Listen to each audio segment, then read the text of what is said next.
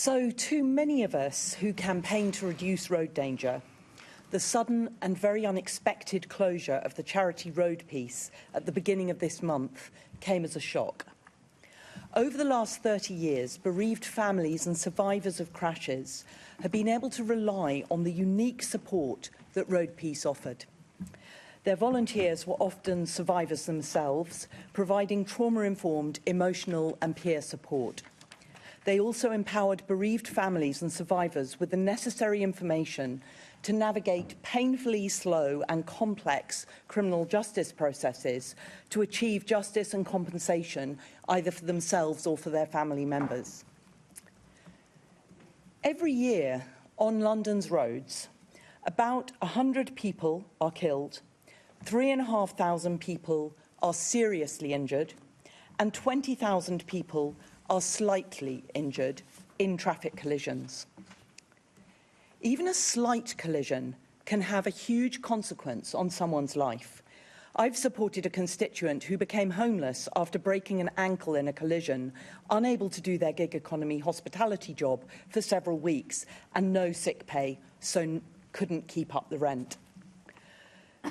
Those of you on Police and Crime Committee a couple of years ago will have heard evidence from Victoria Lebrec, one of 3 women to lose a leg in separate lorry collisions on the same stretch of road in Clerkenwell. Victoria's life was fundamentally changed following her crash, and she now campaigns for better access to justice for people involved in road traffic collisions. And all of us will have heard the brave and devastating testimony from Abby at People's Question Time last year, where she shared her story with the Mayor. Her fiancé died in May 2024 after being hit by a speeding car while on a pedestrian crossing in Tottenham, just around the corner from their home. In reaction to the closure of Road Peace, she told me, "I am not ashamed to say that I would not be here now if it wasn't for Road Peace. The devastation was all too consuming. And if it wasn't for the amazing work the charity as a whole does, but more importantly, the heroic staff who have now lost their jobs, I would have been completely swallowed by it. I know the suddenness of its closure is leaving many vulnerable people in worrying positions. There was always comfort in knowing that Road Peace would always be there for me. Now the little comfort I had has been taken away as quickly as I was thrust into my new life, which has been extremely triggering."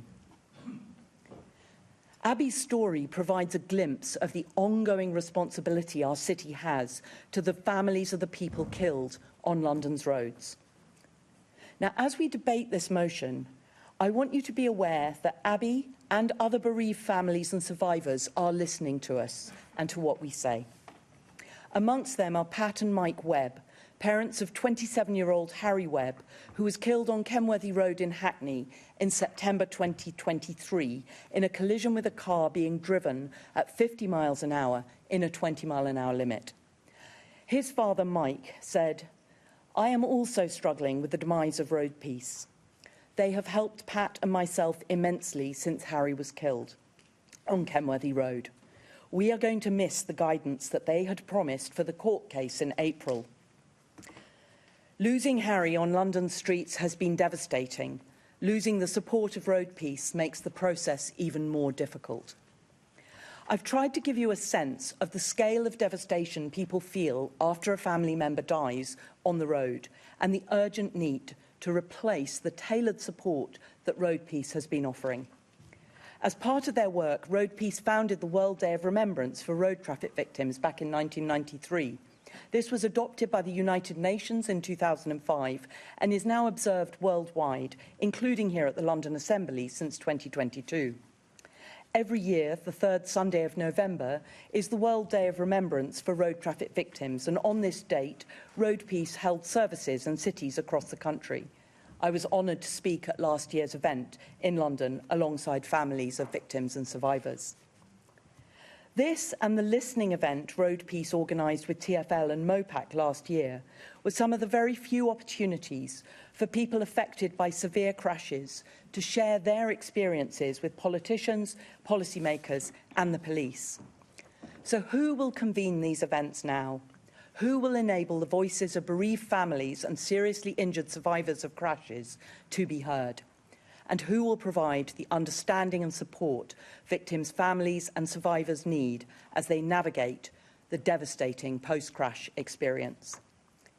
In reality, these services have been grant-funded by TfL and MOPAC, so the Mayor can continue this essential work by making sure that that funding still exists in his 2026-27 budget. It's not for us to tell the Mayor exactly how to deliver this work, but we can unite our voices today in calling for the final budget next month to include funding for resilient and ongoing work to support bereaved families and seriously injured survivors of road traffic collisions that sadly happen far too frequently on London's roads. So I ask you, on behalf of bereaved families and survivors, to join me in voting for this motion today. Thank you.